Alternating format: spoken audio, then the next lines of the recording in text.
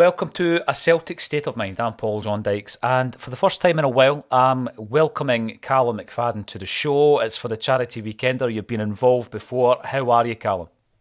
I'm good, Paul, and it's always a great thing to be involved with. I always love this time of year, seeing what all the different content creators can bring to the charity weekender. And every time you send that email asking if I'd like to be involved, it always brings a smile to my face. So thank you for having me. No, absolutely. And, we were just talking before we came on there about the state of the nation, never mind the Celtic state of mind. And we've come out of a really difficult period and we've entered an even more difficult period, I guess. There's a lot of people out there who are in crisis financially, emotionally. Their mental health, their physical health, their financial health is really being tested. The screw is turning. And I think that at Christmas time, if you're able to do anything, and I mean absolutely anything to assist, you've got to do it. We are privileged in that we've got a platform, Callum, and you just kind of 3 years ago thought to ourselves, we can put a word out there, let's see what we can do. And we realised that the word was listened to, there was a response.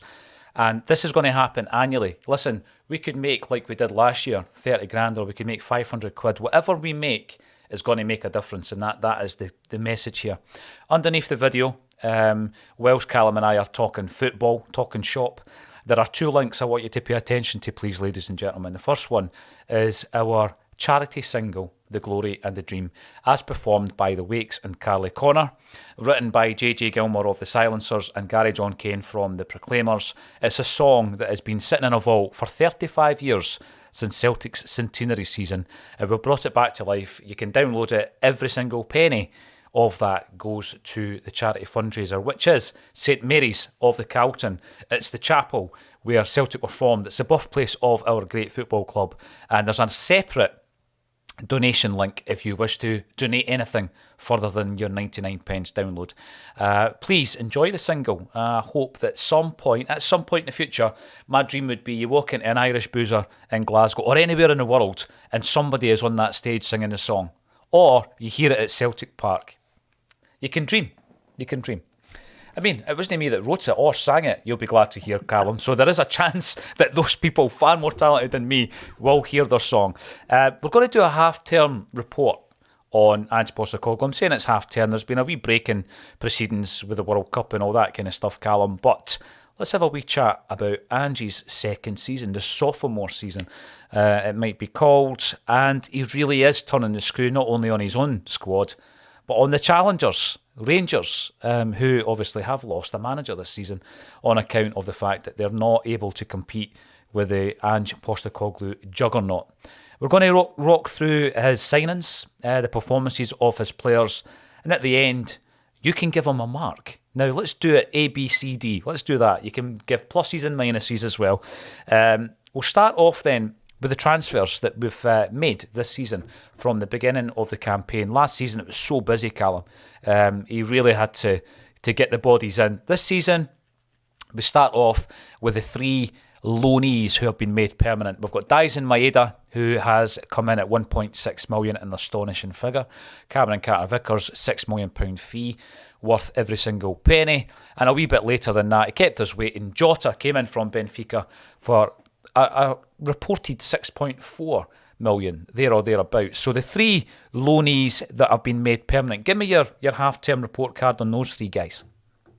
I think keeping them at the club, Paul, was massive. Not only for the playing staff that are going to be playing alongside, that have played alongside them, or the manager, but also I think for the fan base, because how many times over the years have we seen great players come in and loan? I think obviously the likes of Craig Bellamy, Robbie Keane in years gone by, just to name two really high-profile ones, where you get a glimpse of the magic, and then unfortunately for a multitude of reasons they go and they can't really be replaced to the same level of quality. Whereas with these guys, they came in last season during a transitional year for the football club. You think what Ange inherited post Neil Lennon and John Kennedy, obviously in the interim charge before he came in, and they were all absolutely magnificent. Obviously, we had Carter Vickers and Jota from the beginning of last year.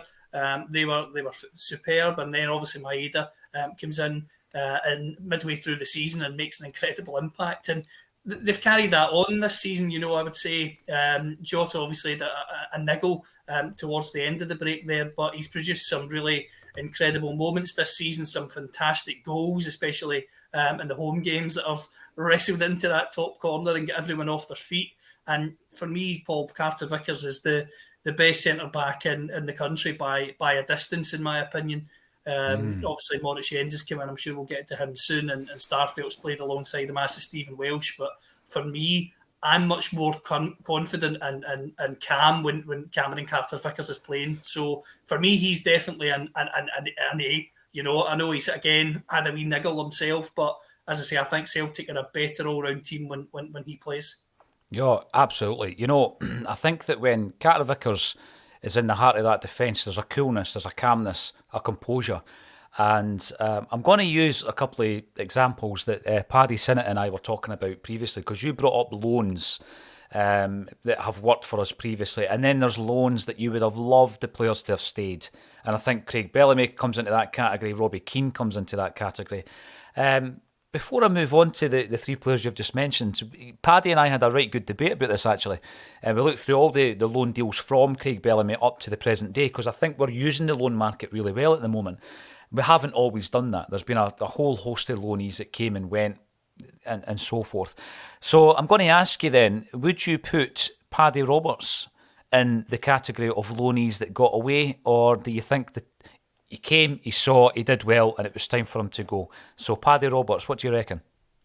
I would certainly have liked to have kept him permanently because of the age he was at. But it's safe to say, unfortunately for him, that since he's left the football club, Celtic have, for the most part, continued on a trend of success. So, although I'd have liked him to have stayed, I think it ending when it had, it's not been something that's defined Celtic. It's maybe defined him more than it has the club. But he seems to be getting back on track now, which is good to see. Yeah, he was a real fan's favourite. I remember a game against Hearts. I was at it with David Connolly, George's son. We went to that game that day, and he was absolutely unplayable. And I remember, if you had asked me at that time, I would have bitten your hand off. But the question, I guess, would be, would he get into this current team? And I'm not so sure he would. The other lone player that I really liked at the time, a few seasons back under Ronnie Dyla, was Jason Denayer, who, in terms of his age, he's still got time on his side. I don't know if he's made the best moves. I know he's had a spell at Lyon, but he's had a few strange choices as well. He could have come back to Celtic. He decides to go to Sunderland on loan. Then he plays his football in Turkey, and then he was available in the summer, and Celtic weren't interested. So is that a player that you think was one that got away, or are you in the camp, Callum, who thinks that he looked as good as he did because he played alongside Van Dijk? Others might argue, yeah, but he also got 35 caps for Belgium, who at the time were seeded number one in the world. What's your take on Denayer? But again, another one I would like to have kept. And obviously he went to Lyon and he was doing well there for a period of time. So I think that shows you just that there was a quality player in there. Playing alongside Van Dijk, of course, would help any centre-back, let's not deny that. But I think he was a strong player and one that I would like, again, to have kept at the time. Centre-halves are always a thing that I find that Celtic, we always seem to find one who's maybe a more dominant centre-half, and it's always about finding the partner for them, and we've got, obviously, Carter-Vickers now, but there's always that debate as to who's going to play alongside him. Obviously, we've made a new signing as well, and Kobayashi to come in and try and partner him potentially longer term, because obviously Jens is only on loan. But he's certainly one I would like to have kept at the time when we had him. Yeah, for sure. We're going to be talking about the centre-halves. You started off a couple of other loanees that I'll throw in there. I really loved Benkovic, but he was too injury-prone. Fraser Forster, fourth time round.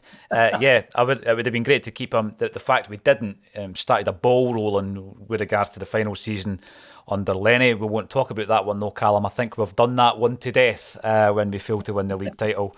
And El Yunusi, I was a massive fan of El Yunusi, and I think that he would have played so well under Ange as well. But again, would he get into this team? What do you reckon?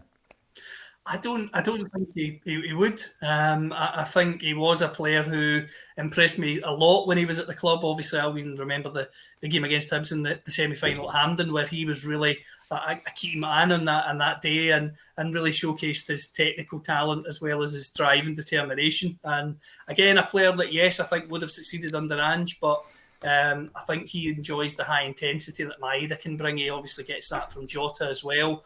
And I think that it would be hard to displace either of those. Abada is another player who, although he is very young, is very explosive. And I think those are the players that Ange would prefer to play with, maybe over an El Yunusi, but there's no doubt in his technical quality. And he's shown that again at Southampton now. Yeah, he definitely has. When we look at the three players that you've already spoken about, then Maeda, he came in, he impressed. I think immediately he was one of those Japanese signings that, and I've heard the term used so often, he hit the ground running, and running is something that he certainly does do. He improved, I think, during the World Cup games for Japan, and he impressed a lot of people who, before the World Cup probably were unaware of Maeda, Callum, outside of Scottish football. The pundits down south who were covering the games, I don't think they knew much about him, but he certainly impressed.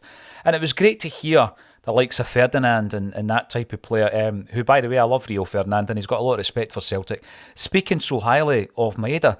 But at the same time, I want to know what your thoughts are on him coming back. What's he going to take from his form at the World Cup? Because I think he needed a wee boost, to come back to Celtic. He did need a boost, as you say, and I think the most frustrating thing about his game, Paul, I would say, is his finishing. I wouldn't call him or classify him as a natural finisher. He gets into a lot of good areas, and sometimes he can look awkward in those areas. But there is absolutely no disputing his work rate, his drive to succeed for the team. He's a real team player, and he's certainly someone that the manager trusts wholeheartedly, and you can understand why. Personally, I would like to see him add more goals to his game, and hopefully that boost of playing at the World Cup and being a key player for Japan will hopefully pay dividends in the second half of the season, because he's someone I'd like to see get a burst of goals in a couple of games in a row, and you just never know if that could maybe kick him on to be a more consistent goal scorer, because, as I say, he certainly gets into the positions and then some. Yeah, it's about the only part of his game. You add that. I always remember looking at certain players and thinking, if you only added a wee bit of pace to his game, it turns him into a right good player. He's got all those attributes, It's just the finishing aspect. And I think, it didn't help when he had that gilt-edged chance against Real Madrid, and he's missed it. And that could have changed not just the game, but the whole Champions League campaign. Did it do his confidence? Did it give his confidence a knock? Probably. He spoke fairly recently about the influence of Harry Kewell to his game as well. There's a lot of things happening in the background. You mentioned John Kennedy, and there was a time where Kennedy and Strachan were getting absolutely dog's abuse with regards to the breakdown of Celtic's 10-in-a-row challenge. There was a lot of people on Acsom saying that they should go with Neil Lennon. The club stood by the pair of them, and since then, Strachan's been offered a managerial post. He's knocked it back. Ange has come in. He obviously likes what he's seen. And I think that we just need to accept that John Kennedy might never be a manager, Callum, but there's so many people at football clubs who are great at being a number two. They're great at being a coach. And he's obviously well thought of. I mean, he's been there since Brendan Rodgers. He's a guy that's gone through a number of different managerial changes. And I think that speaks volumes for the likes of John Kennedy, even now that Ange Postecoglou's assembling his backroom team, and that Harry Kewell's his man. John Kennedy's still there, and it's interesting now, Callum, that we very rarely mention him. We very rarely mention his body language. This was a big focus on Acsom for ages, and we just don't mention it anymore. Is it because we're fickle? Is it because we're winning? Or maybe Kennedy's just doing his job and he's doing it well? I think with Ange Postecoglou, Paul, I think the fact that he clearly trusts and values what John Kennedy, Gavin Strachan, Stevie Woods as well, another one that's important to mention, bring to Celtic is something that I think is why you see maybe more of a buy-in towards the pair of them in particular, because Ange at the moment as a Celtic manager is in such a position of strength that when he gives a view on something, whether that be a player, a coach, or the club's standing or stature, people listen. And I certainly think that the fact he's been impressed, the fact he's kept them on, Obviously, he's brought in Q, which again is great to see him bringing in one of his own. You like to see that with managers so that they can get their ideas across in an even quicker and more efficient way. But the fact he values them, I think, speaks volumes, because he's certainly not the character that would just keep people there for the sake of it. He's said as much, and I think he's shown that in the past as well, where he can be ruthless when he has to be, and that's a quality that he's got. I know you're a student of the game, and you look back to the historical figures, and talking about ruthlessness, the one thing that I definitely got, and I know also that you've interviewed several hundred ex-players, managers, people involved in the game, and you get to speak to people who have worked with the greats. You know, you speak to people who have worked with Jock Stein or perhaps Brian Clough, Don Revie, Shankly, all the great managers, and you try and sponge as much information as you can from them. What made them great? And everybody I've ever spoken to who talks about Jock Stein, some of whom to this day still call him Mr. Stein, which I think speaks volumes, talk about a ruthlessness, a streak. I don't mean a nasty streak, but in order to attain the greatness that he got to, there could be no real sentimentality sometimes about certain players. You just need to look at when we released Bobby Murdoch, when we released Jimmy Johnston. They're two examples, and by the way, Willie Wallace and John Hughes are another two, that you're looking at their age, 28 years of age. I think Bobby Murdoch was 28. Jimmy Johnson had football in him, but there got to a point where Jock Stein was ruthless, and I think that Alex Ferguson had that as well. I know that you admire Ferguson, but you look back at some of the players he got rid of, Callum, and at the time that he got rid of them, and you think there's a ruthlessness there. Even Beckham, Jap Stam, Kanchelskis, Mark Hughes, and he gets rid of these players when there's still life in them. But there's a ruthlessness because he's doing it without sentimentality. And very rarely did they get it wrong, these guys. And the thing with Ange is, I really do think when it comes down to it, there will be a ruthlessness there. Even if he's brought the player into the club, and we'll probably talk about that in a wee while as well when we come to Edeguchi and stuff like that.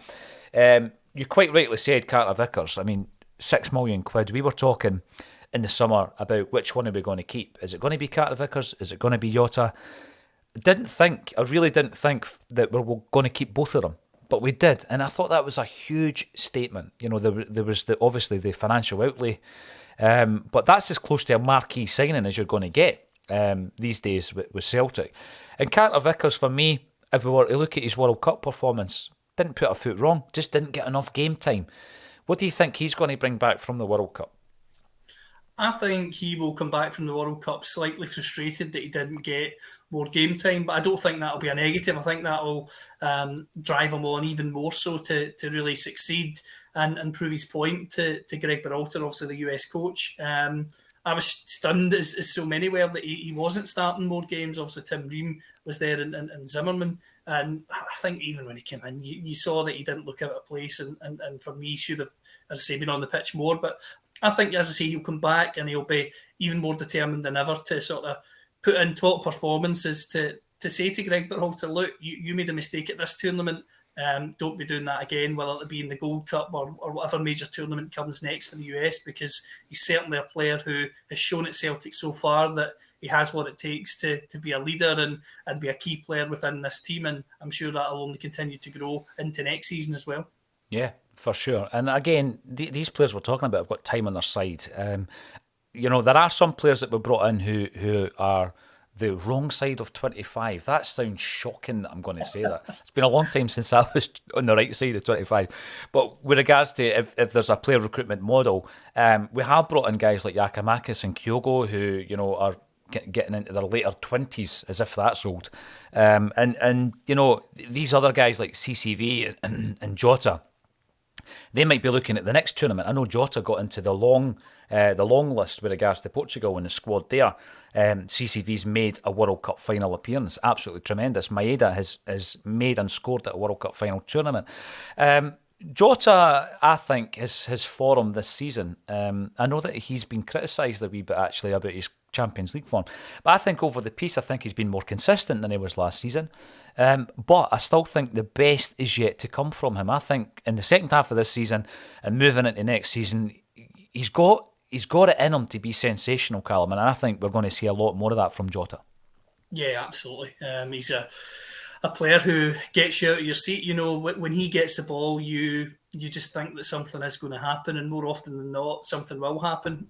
Even if it's not a direct goal or assist from him, he's the sort of player that when he gets the ball, he scares the opposition into doubling up on him, which can create space for someone else. You know, David Turnbull's an example of that. Quite a lot of the time, he's a player that will arrive late into the box, and because teams are spooked by Jota when he gets the ball out wide, you know, Turnbull can just swoop in and finish from sort of close range, and that's something I think we will see in the second half of the season. He's a player who, obviously, to get him to stay at Celtic, as you say, Paul, was massive, because I think if Benfica were to somehow have gotten back, I think it's not silly to say they'd have got more than £6.4 million if they tried to sell him on.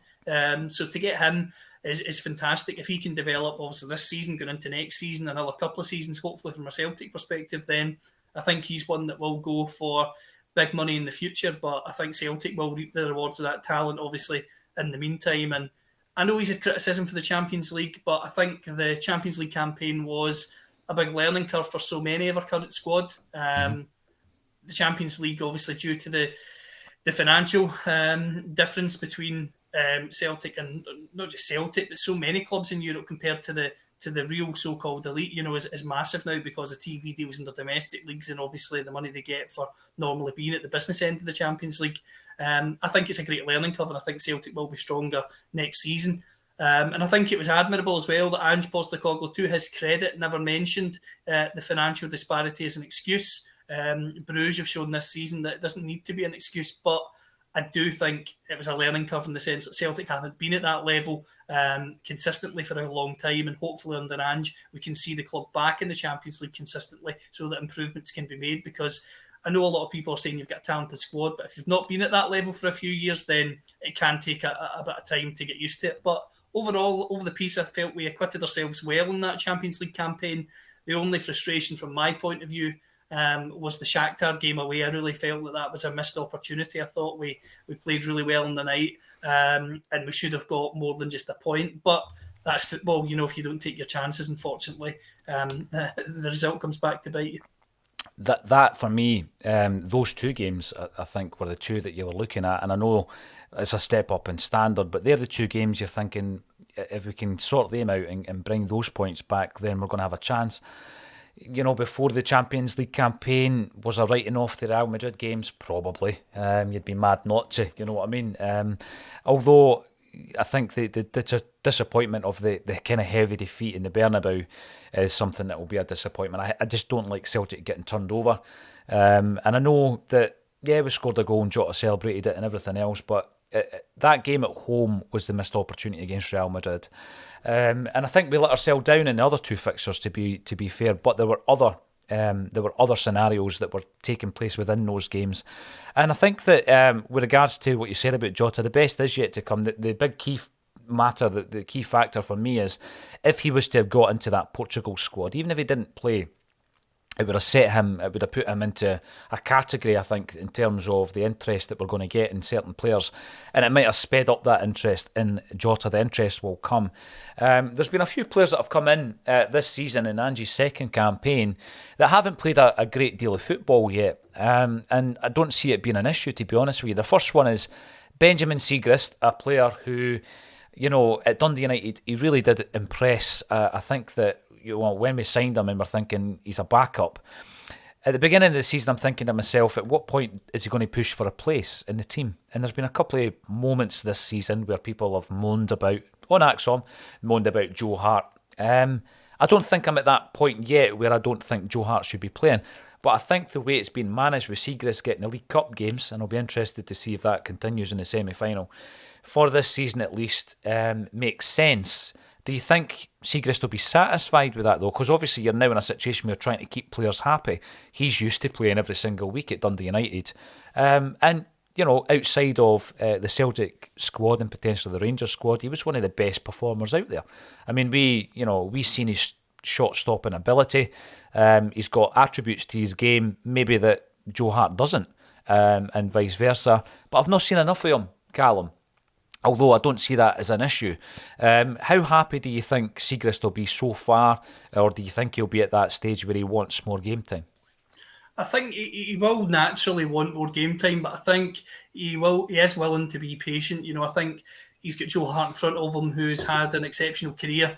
He's won Premier League titles, of course, down south. I think it's 75 or 73 England caps. He's been around the block. He's played at the highest level for well over a decade and a half, and I think he's someone that Siegrist can certainly learn a lot from. He was at Aston Villa earlier in his career. It was difficult to break through there. Of course, they were a Premier League side at the time, and there's even a lot of money sloshing about, as we know, near the foot of that table where they were at that time. But he's came up to Dundee United, as you say, Paul, performed well. He's getting the League Cup games this season. It's definitely going to be giving him a taster of what he wants to come, and I think it'll be handled well towards the end of this season.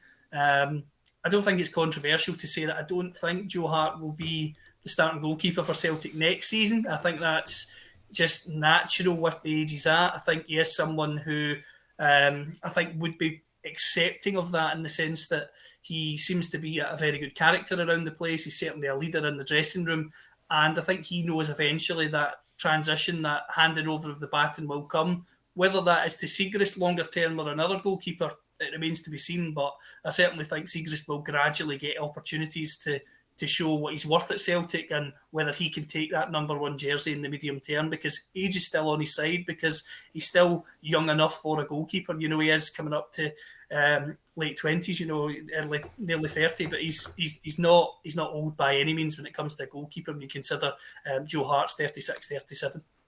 He absolutely isn't. And when you look back at his time at Villa, he was at Villa with Martin O'Neill. That's another guy you've interviewed, isn't it? I need to ask you about that. When you compare, like we're talking about the defence so far, when you compare where we were when Ange comes in, right, to where we are now, so the goalkeeper position, shambolic, right? So the previous season, the season where we lost the league, we didn't know who our number one was. You had Barkas, you had Scott Bain, and you had Conor Hazard, and they all played games, and none of them were all particularly good.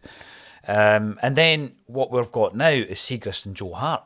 I mean, it's night and day. You look at the right back position, there was one right back at the football club, Callum, Tony Ralston. And at that time, everybody was gasping when he was given a 1 year extension on his contract. What we've got now is three right backs, Juranovic, Ralston and Johnston, who we'll talk about a wee bit later. Same situation at the left back position. Who did we have at the club? We actually still had Bolingoli. He played 2 games for Ange Postecoglou last season, and we had Greg Taylor. What we got now, we've got a rejuvenated Greg Taylor, as well as a rejuvenated Tony Ralston. We've got Bernabe, who came in for decent money, hasn't barely played. And we've got a couple of other guys who can play left back who's had to get loaned out because they too are not going to get shifted. And then you look at the centre half position.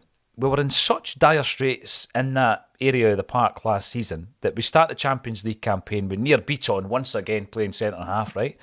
And when he gets sent off, we're having to give Dane Murray his debut in Europe in the biggest game of the season, the qualifier against Midtjylland. And look at where we are now. We've got 5 centre halves: Kobayashi, Welsh, Jens, Starfelt, Cat Vickers. The transformation under Ange Postecoglou in just a few transfer windows has been astonishing, and we could do that all the way up the park. So if we were to look at the left back scenario now, we bring in a left back who is the first Argentinian ever to play for Celtic, we all know. Alexandro Bernabe, not in the squad unfortunately, won't be playing in the World Cup final, not this time anyway. But I remember when he came in, and quite a few people, I think a few of the contributors in Acsom, I might have been one of them, because I reckoned that Juranovic was the best left back at the club. We're saying that Bernabe's coming in because that's the strength that we need at left back. We maybe have that. Taylor's going to be the backup. Hasn't it worked out like that though, has it? How impressed have you been with Greg Taylor this season? I've been incredibly impressed by Greg Taylor. I think he's been one of Celtic's best players. A lot of people maybe didn't think they'd be saying that a couple of years ago, but he's improved unbelievably well under Ange, and the position is his to lose, and it has been all season, and he shows no signs of that. I was asked on to a radio station in Glasgow at the start of the season when Bernabe came in, and Aidan McGeady, former Celt, was on the panel, and they asked me about, obviously, Bernabe in the left-back situation, and I said at the time that I felt that it was Taylor's position to lose, and McGeady agreed, but he said for the money that Celtic have spent to bring Bernabe in, it's only a matter of time before he takes over. And I think that's maybe a logical viewpoint. It certainly was at the time, considering, as you say, Paul, with the outlay, close to £4 million.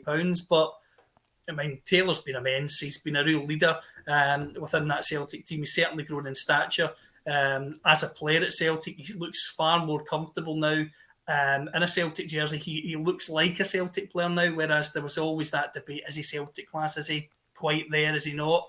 But he's deserved the praise he's got. He's performed well. He's scored a few crucial goals as well, which has been great to see this season. And he's been praised from the manager. He's been praised from his fellow players, the fan base, and even former players. I mean, I saw Kieran Tierney was praising him in the press a couple of weeks ago, which must be a big compliment, because although some people were upset with Kieran obviously deciding to go to Arsenal, there was no doubt that he was a fantastic left back and someone with incredible potential to go on, and still does, and play at the highest level for many, many years. And I'm not saying Greg is going to get to that same level as him, but I certainly think he's shown that he's Celtic class, and he's been, as I say, one of the best players for Celtic this season, in my opinion. Up there with Tony Ralston with most improved players since Ange came in, for sure. Absolutely no doubt about it. But let's talk about the next one. And this throws up a few different dilemmas, I guess, discussion points. But Maurice Jens, calling himself Mercedes, fair enough, Maurice. He was a player that obviously knew Matt O'Reilly pretty well from their time at Fulham. He was also coached by Peter Grant, who knows him very, very well. He's come in on loan. And he's been in a scenario, and I sometimes refer to this, Callum, that Ange Postecoglou had a situation with Chris Julian. He's a player that there was a big outlay to bring him into the club. He had great success with Celtic. And then that injury occurred. And I think he played something like 20 or 30 minutes under Ange in a game against Wraith Rovers. And whatever happened, and he's no longer at the club. But it left Ange Postecoglou in a scenario last summer, where we've had to buy Carter Vickers. You remember he came in on the last day of the transfer window as a loan player, and the transfer window just passed. Again, there was a bit of debate as to what's going to happen with Julien. We didn't really know. There was a bit of doubt whether or not he would still be at the club. So we bring in another loan player in Maurice Jens, because you need to get the big earning player off the wage bill, which we eventually did. So Jens comes in, and I think, he was a player that impressed really early on, got a couple of goals early on in his Celtic career. But we have brought in Kobayashi, and we're in a scenario now where you've got Carter Vickers plus another. I think everybody will agree that's where we are at Celtic. Brilliant partnership with Starfelt. He built that last season, absolutely. But Starfelt is playing slightly out of position on the left. Jens looks more comfortable on the left. Is he as good as Starfelt? Some would argue that he's not. And then we bring in Kobayashi, who in January will be available for selection. And let's not forget Welsh. Now, we can't run with 5 centre-halves. I don't think. We can't keep 5 centre-halves happy. And for me, the way to deal with this, I would suggest, is that we'll loan out Stephen Welsh in January. And we'll loan him out for the rest of the season with an option, not an obligation, but an option to buy at the end of that period. There's been interest previously from Udinese and Toulouse. Whether or not they're still interested, who knows? But if we could get him out there to get him game time. And at that point, one of the backups we're going to have is Jens. And at the end of the season, we can then say, right, are we going to recall Welsh or sell him? Or are we going to keep Jens or buy him? And I think we'll be in a good position then to kind of gauge it. That's my take on it. What's yours? I think that would be a very sensible approach. I certainly do agree, Paul, that Stephen Welsh has to be playing more regular games. As a young centre-back, I think the only way to develop in such a key position on the pitch like that is to play regularly. If you're an attacking player, a young striker or a winger, yes, you can come on for 30 minutes, 25 minutes and make a difference and showcase your talent and get into the team from there. Whereas I think as a centre-half, that's one of those positions where I don't think you coming on for the last 25 minutes, unless you have the game of all games, you're really going to stake a claim. So he needs to be playing week in, week out. I think his progression could hopefully be like Ryan Christie's, in the sense that maybe a loan spell, whether that be a 6-month loan spell or an 18-month loan spell, could do him the world of good, where he can then come back to Celtic and be more than ready to play the level of games that would be expected of a Celtic centre half, whether that be as one of the two starters or to be the sort of third centre half who's in and around there and playing regular games throughout a season. I certainly agree. I don't think you can keep 5 centre backs happy.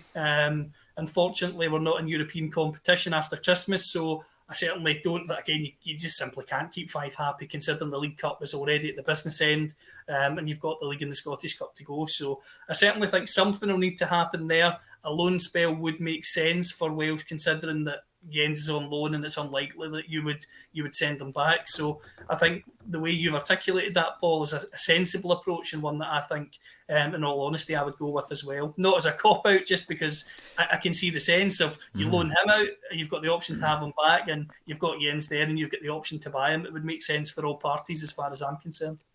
What do you make, Callum? We spoke about some of the interest around Stephen Welsh, and in particular interest from Italy.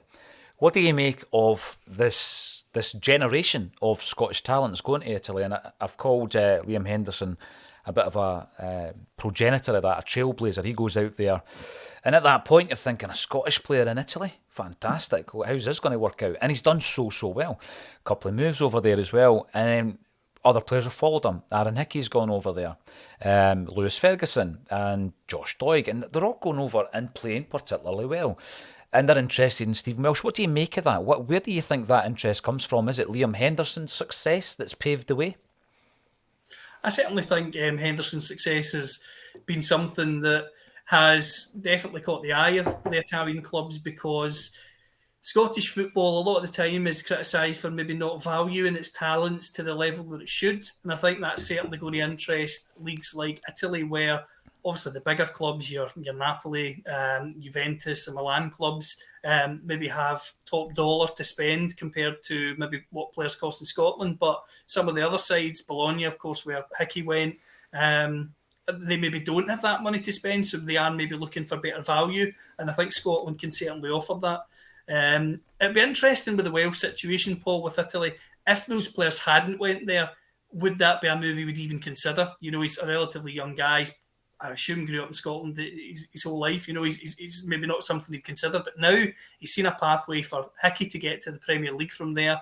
And you've got Lewis Ferguson playing really well over there. Josh Doig, as you say, Liam Henderson's still there. You know, it's certainly an avenue that will be attractive to him.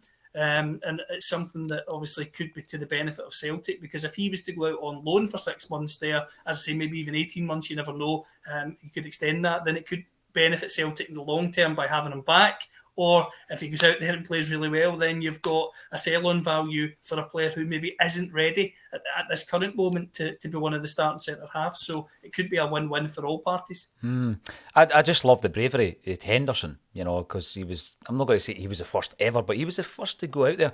I mean, I admired Paul Lambert for doing it, going over to Germany. I think Jack Hendry done it really well by going over to Belgium.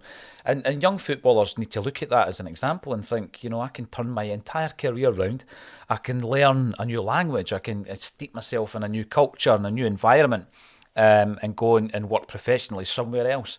And there's players done it. I think Lewis Morgan's a great example of someone who his career was, you know, tailing off at Celtic. You actually started to wonder, where's he going to go after this?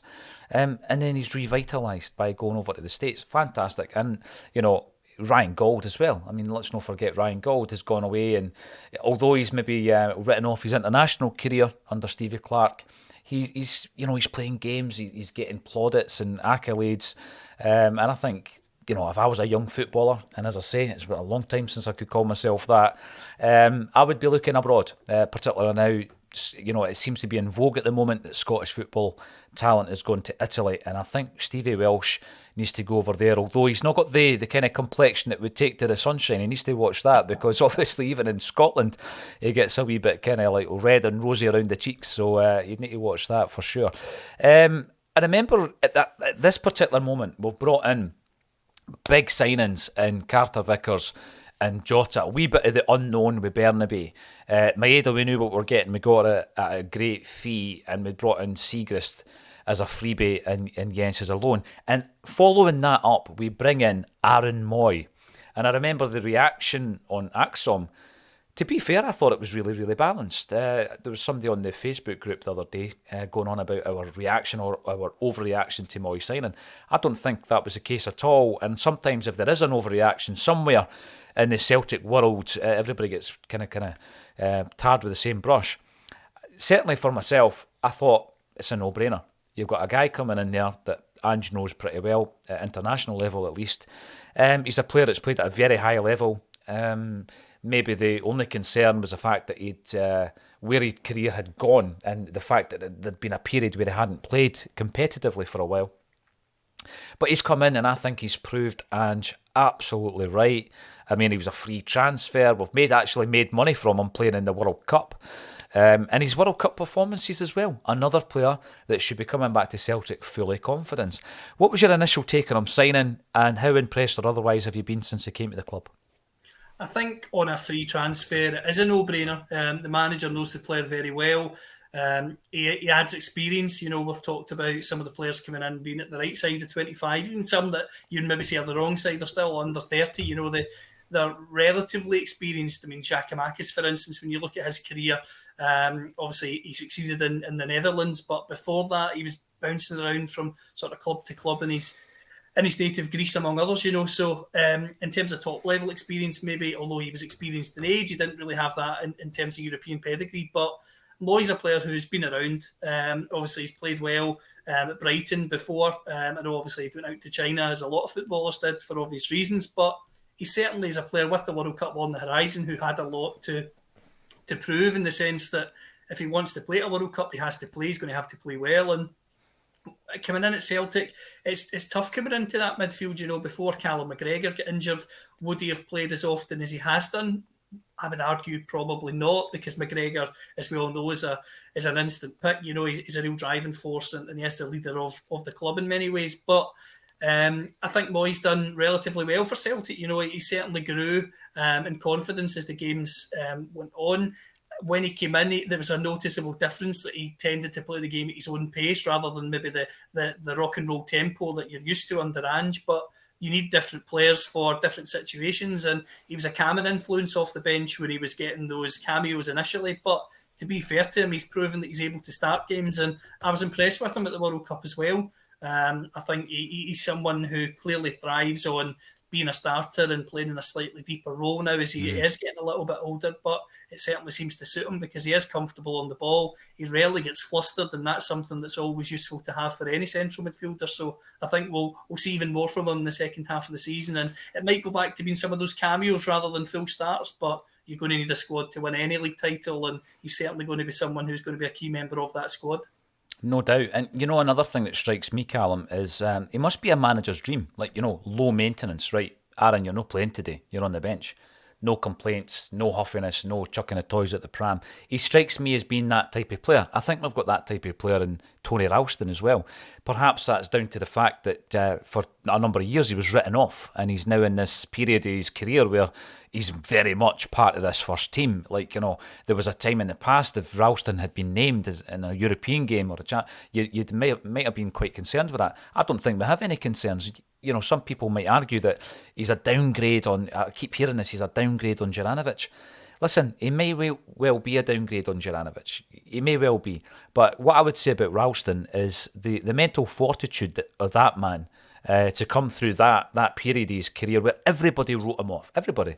And we loaned him out to Queen's Park and St Johnstone and Dundee United, and none of the loan deals seemed to work out. And you thought, where is he going? I mean, what level would Ralston have gone to if he had left Celtic? He might have left Scottish football, but you're talking, maybe second, third tier in English football, and from there anything can happen. It can revitalise you, but at the same time there's a lot of players who just disappear without trace. Tony Ralston, I think, has been one of the biggest success stories of my Celtic supporting life. I mean, has there been a player that's had such a similar kind of trajectory? I'm not quite sure. But if you're watching this and you can think of one, then let us know. So Aaron Mooy has proved a lot of doubters wrong. We then have a couple of players here that I find this really interesting. Ruben Kazan, two players that were brought in, one on loan, one permanently. And the one that we brought in permanently, Callum, was yet another masterstroke by Ange Postecoglou. Bringing in a player like Haksabanovic for under £2 million is astonishing. We've obviously used the set of circumstances that we were in and what the club were in to bring him in. I think there's so much more to see from him in the second half of the season. And then you've got Abelgard, who's come in on loan, and quite frankly, I'm not too concerned that we've not seen a great deal of him, because I think that, again, circumstances, the fact that he was training by himself for a period, is he even at that point where he's ready to play 5 or 6 games in a row? Maybe not. Ange doesn't seem too concerned, and neither do I, to be honest with you. I think both those players are going to have a say in the second half of the season. How impressed have you been with Haksabanovic, and do you think Abelgar will be able to stake a claim in the second half of the season? In terms of Haksabanovic, I talked earlier about Maeda maybe not being a natural finisher. I think for me, Haksabanovic certainly appears to be. He gets into those positions and he's got an eye for goal, and he's the sort of player that can go under the radar for a period of the game. But you look at the stats at the end of the game, you go, he scored a goal, he scored 2 goals, he's got a couple of assists. He's one of those players who seems to be involved even at times when maybe you don't think he is. He's certainly someone who can turn up with a key moment. In terms of Abelgard, I think it's been a difficult situation for him, as you say, Paul, with the circumstances. He's obviously came in, and another one where obviously Callum McGregor initially is in the team. It's going to take one hell of a player to dislodge him from any team, and Celtic included, of course. So for me, McGregor's obviously going to play. Mooy, point to prove, World Cup coming up, experienced, known by the manager already. That's something that's going to weigh into any selection decision. That's just completely natural, and I think that the World Cup break is probably going to do him the world of good. The fact that Celtic have been away, they've been training, it will give him more of a chance to make sure he's fully up to speed and ready to go for the second half of the season. So yeah, I do think we'll see more of him.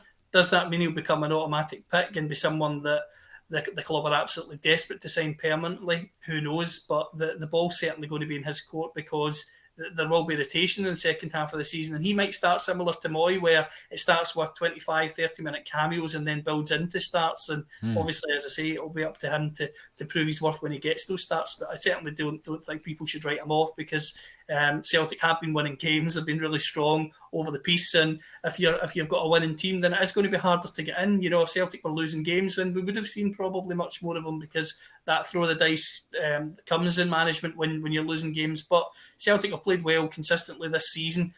Some would say at times without being spectacular, but for me, they've scored goals at home, scored goals away from home, and they're in a position at the top of the table and in a strong position in the League Cup and obviously the Scottish Cup to come, where I think most people would have taken that at the start of the season. Yeah, without a doubt. Now, back in November, Callum, Ange Postecoglou said that he was going to bring in a couple of players, and we have brought in a couple of players. We've already mentioned both of them. Kobayashi comes in, again, a player that Ange would have known well from Japanese football, and Alistair Johnston comes in from Montreal. We've seen him at the World Cup, £3 million purchase, to potentially, I was going to say replace Juranovic, but certainly replace a position at right back that Juranovic may leave vacant after his World Cup exploits, or even before his World Cup exploits. JP has a theory that the deal may have already been done prior to the World Cup, who knows. But we're brought into, and what I would ask, obviously we've not seen them playing for Celtic yet, but how impressed have you been with this absolutely, this turnaround in how we do business? You look back at the January deals at the beginning of this year, and we got them done early. We had 3 boys in before January the 1st, and then Matt O'Reilly came in, sensational signing.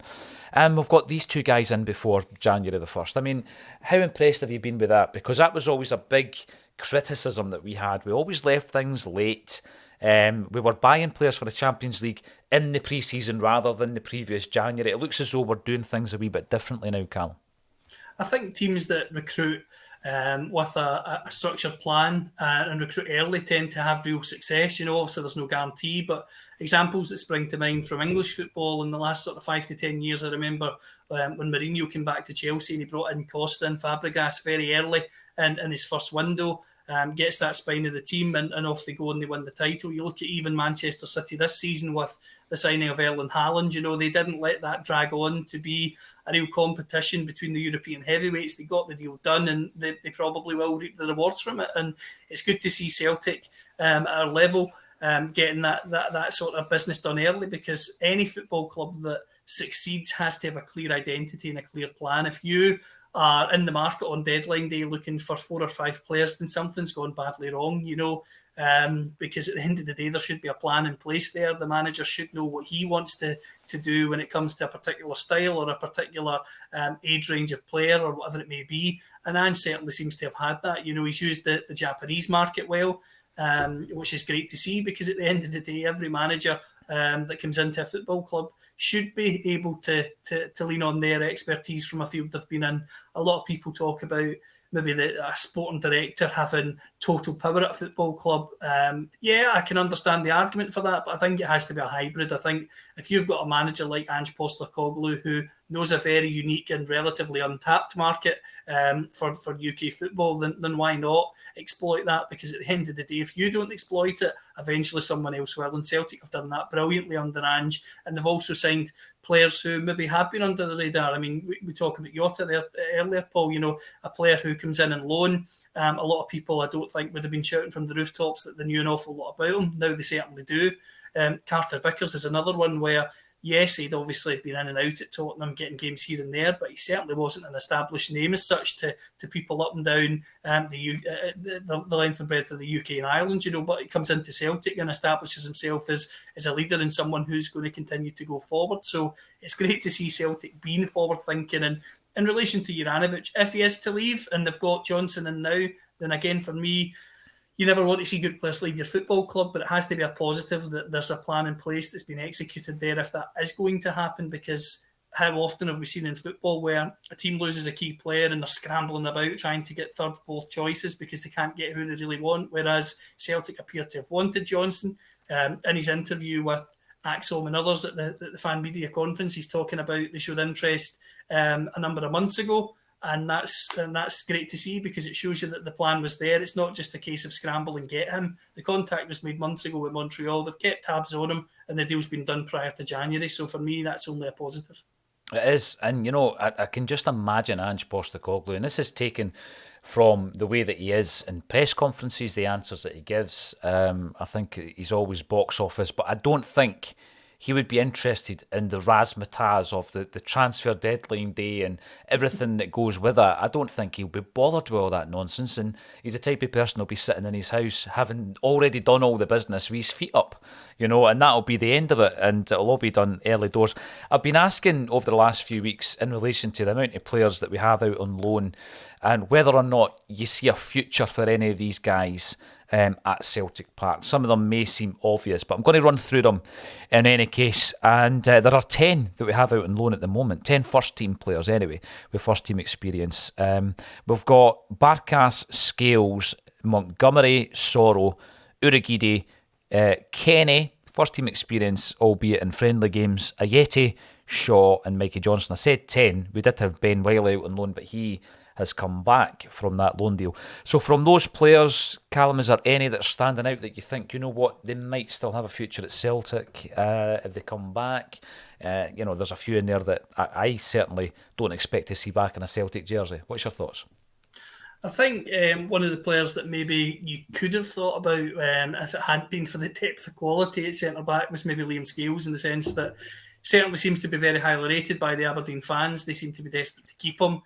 Performing well there. Aberdeen, of course, up at the right end of the table under Jim Goodwin, which is great if you're a Dons fan, you know. But yeah, I think Scales is one that you maybe could have thought would be an option to come back, but I think he's maybe just at Celtic at the wrong time, where there is a depth of options there that maybe make that a bit more tricky. But again, I mentioned him earlier on.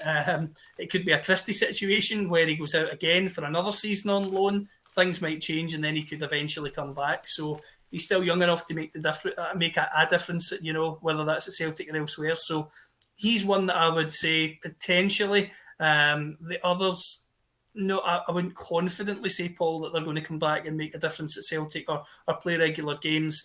particularly Barkas, Ayeti, I think they are experienced players who will be looking to move on unless they're getting guaranteed games. And for me, that's fully understandable. I wouldn't want a player who's in their mid to late 20s happy to sit and play 10, 15 games a season. I think if you're at that age as a footballer and you're fortunate enough to be a footballer, then you want to be playing every week, especially as a striker or a goalkeeper. You know, those are positions where you can be a match winner in different ways. So I don't expect to see them back. And in terms of some of the other names as well, Sorrow and others, again, I think that the race has been run there for them. But stranger things have happened in football, so who knows?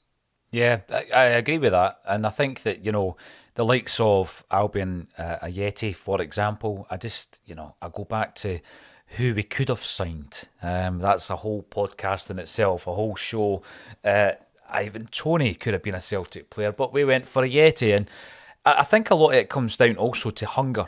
Your attitude and your personality, and whether or not Ange thinks that's going to fit. He gave Ayeti a chance. He scored the first goal under Ange Postecoglou was scored by Albion Ayeti, and he gave him games not only in friendly games but in Europe, and he scored against Betis away from home. And I think he's had enough opportunities, but it's just not going to work out, and that's football. Now that doesn't make him or Barkas bad players. It just doesn't work out. You move on, and I'm sure they'll have futures elsewhere. Now, we touched on the change in the way that we're doing business, Callum. And in the last few weeks, we have been advised and informed that Peter Lowell is returning to Celtic as a non-executive chairman. I understand what the position entails, but that's not to say that the individual undertaking that position will take that role on by the definition that you'll find on Google or anywhere else. Peter Lowell coming back in. Pros and cons, I would say. Pros and cons. And we have spoken about it on Acsom. What's your take on it? I think it's one of those positions where, as chairman, where obviously someone's going to fill that role. Tends to be someone that's experienced, whether that be in business out with football, sometimes obviously within football as well. So it's one of those positions that was obviously always going to get filled, and the club have made that decision to bring someone in who has been familiar with Celtic for a long time. He's obviously been the chief executive for a very long time at Celtic as well. So it's interesting that he is coming back in an official sense so soon. It's not something that's the norm in football, I would say. But at the end of the day, someone that has to fill that position. As I say, it tends to be someone experienced, and for whatever reason, people speculate Celtic have chosen to go with Peter Lawwell, who of course has been in and around the club for well over a decade and a half, nearly probably 2 decades now. Yeah, I mean, there's the concern that we go back to some of the old ways with regards to recruitment. You've seen the relationship, the dynamic between Michael Nicholson and Ange Postecoglou. It's working. Look at some of the deals that we've been doing. Look at the transfer fees. Look how we've done business and the way that we've brought in players early. Let's not rock the boat. Let's just allow the guys to get on with that. And then when you're being represented in different ways in relation to Celtic standing in European football and with other authorities, you then look at Peter Lawwell and think, right, you can come into your own in that capacity. I do think he's a very dominant force at Celtic and in Scottish football. And, it remains to be seen how that will impact the way things are under Ange Postecoglou. Second half developments in relation to some players who might have a part to play. We've spoken about Haksabanovic and Abelgar. What about a couple of guys that have been at the club for a while now, and they really haven't got going for different reasons? Injury playing a part in some of the reasons, but McCarthy and Ideguchi, Callum, are way beyond being on that bench, never mind starting for Celtic. What do we do with these guys? I think in terms of Ideguchi, he certainly needs to be playing football. Injuries have been cruel to him, you could say, since he's been in at Celtic, but without having the opportunity to play games, it's hard to judge him. But at the same time, I think it's unrealistic to expect him to suddenly come in and play 10, 15 games in a row for Celtic. So that's a situation that maybe could be addressed with a loan, in the sense that a loan to see how he's recovered from the injuries. Can he get a consistent run of games somewhere to then come back? Because again, he's still young enough. McCarthy, on the other hand, again, is an experienced player, similar to Yeti and Barkas, and I don't think any player that's at that stage of their career wants to be a cameo player, wants to be sitting on the bench. So it'll be interesting to see if he takes matters into his own hands there and maybe looks to move, because he's certainly someone that probably would have options in the sense that he's played in English football before, of course, Wigan, Crystal Palace. So it'll be interesting to see if there's maybe options there. He might choose to explore a loan in the hope that he could come back to Celtic, also being a boyhood fan of the club. But at that stage of your career, I think if you want to play first team football regularly, then you might have to look to move on. So it'll be interesting to see if he actually maybe pushes for that, because he's won a title with Celtic. He's been at the club since Ange came in. So it'll be interesting to see if he thinks, look, although it's maybe not went as well as I wanted it to, I've ticked that box in my career, I've been a part of it. Maybe it's time to go somewhere and get regular games for the next couple of years or so. Yeah, it's a great point, because it does depend on the individual. It also depends on the way that he is utilised by Ange. Now, what I mean by that is Ange Postecoglou has spoken about James McCarthy beyond the performance. He's talked about him as an influence on the training pitch, in the dressing room. And, if it gets to the point where you've got to choose between one or the other, it could well be that we keep McCarthy and offload Ideguchi. It'll be interesting to see how we play that. Up to this stage, we've got to the semi-final of the League Cup. We've lost one game in the league. Rangers have parted ways with their gaffer, and we're 9 points ahead in the league. Slightly disappointing in Europe, but you take what Ange has said in relation to the experience and the galvanisation of that experience for the next campaign, and you actually take it and you accept it, because there's credit in the bank with Ange Postecoglou.